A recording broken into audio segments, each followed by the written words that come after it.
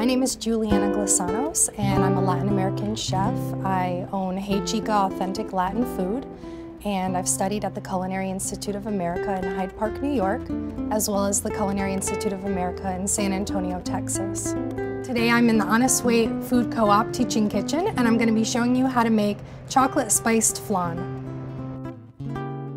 The ingredients that we're going to be using today are whole milk, sweetened and condensed milk, the zest of navel oranges, granulated sugar, anise seeds, whole cloves, eggs, chili de árbol, and if you don't have this chili, you can also use cayenne pepper, which can be substituted for a similar flavor. Some water, salt, dark rum, vanilla extract, dark chocolate. You don't want to go any higher than 50% dark for this recipe. Star anise, and whole cinnamon. The first thing that we need to do for this flan is we need to make a caramel, which is something we're going to be doing on the stove in a pan.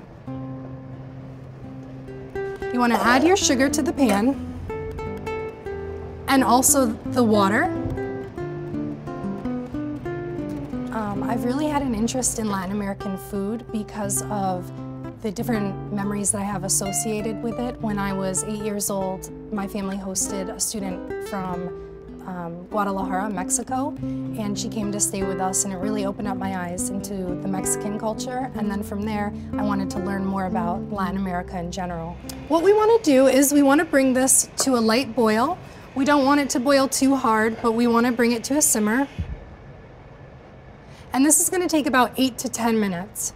I describe my cooking style as really rustic. I love to use many different ingredients, but I like to keep it simple, nothing too complicated, and just great flavors. So now that the caramel's all ready, it's been about 8 minutes, and it's starting to get a light caramel color. What we're going to do is we're going to take it off of the heat and pour it right into our mold. So while your caramel is cooling in the mold, we're going to put together the rest of the ingredients. So we're going to add our milk, as well as our sweetened condensed milk.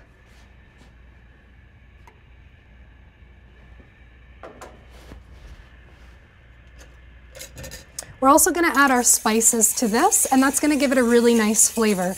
Basically what we're going to be doing is infusing the milk with our anise seed, about 5 or 6 cinnamon sticks,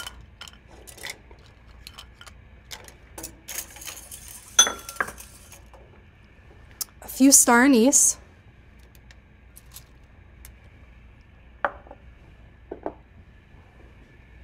our rum, and we're also going to be adding our vanilla extract and our salt.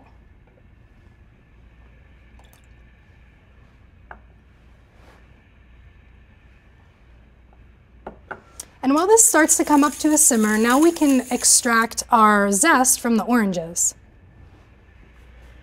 If you don't have a microplane, this is where you can use a really sharp peeler, and you can just take off the very, very top layer. My food philosophy is really just to use wholesome ingredients. I really don't like to manipulate things too much, and I like to use fresh ingredients. Now that we have all the ingredients in the milk, we're going to just let this steep for about 4 or 5 minutes. Turning up the temperature a little bit. You don't want it to boil, but you want to bring it to a simmer.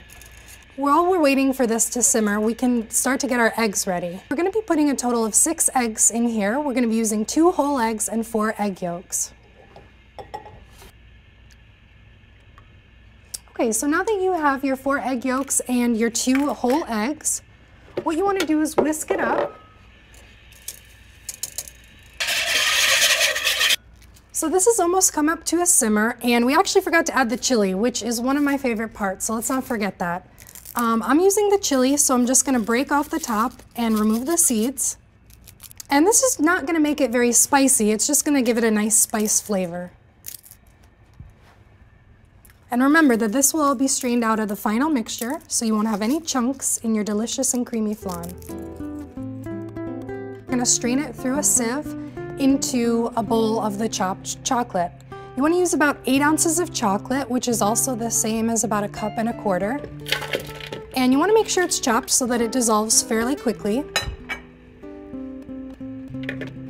And once we have that up to a simmer, we're going to pour this over the chocolate and dissolve it and mix it up.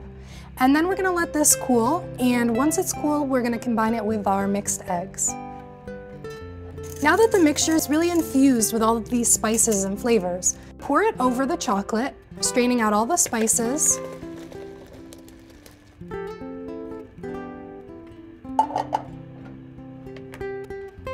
And now we're going to whisk together the chocolate and the milk, and it should dissolve pretty easily.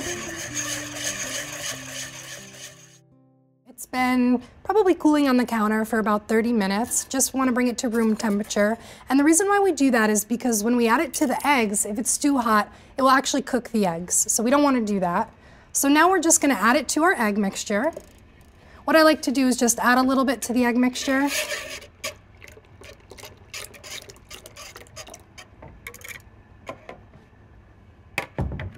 And I just want to make sure everything is combined. And then we can put it right back into the chocolate.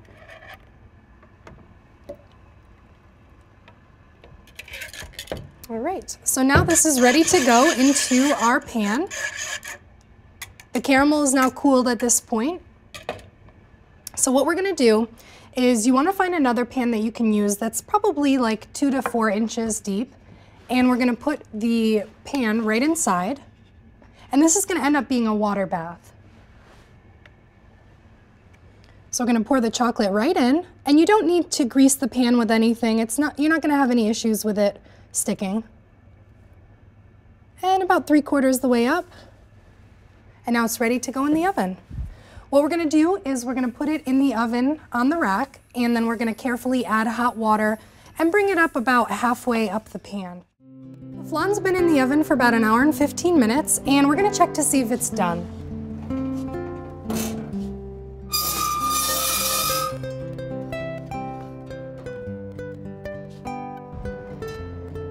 All right. So the way that I like to check to see if flan is done is I stick something in it and remove it and see if it comes out clean, kind of the way you would do for a cake. So, fairly clean, we know it's ready, and now we're gonna take it and put it in the refrigerator for about 3 hours just to chill it. So now our flan is done, and if you'd like, you can garnish it with some fruit, but it's really ready to serve any way you'd like to. For this recipe, go to farmfreshtomarket.com.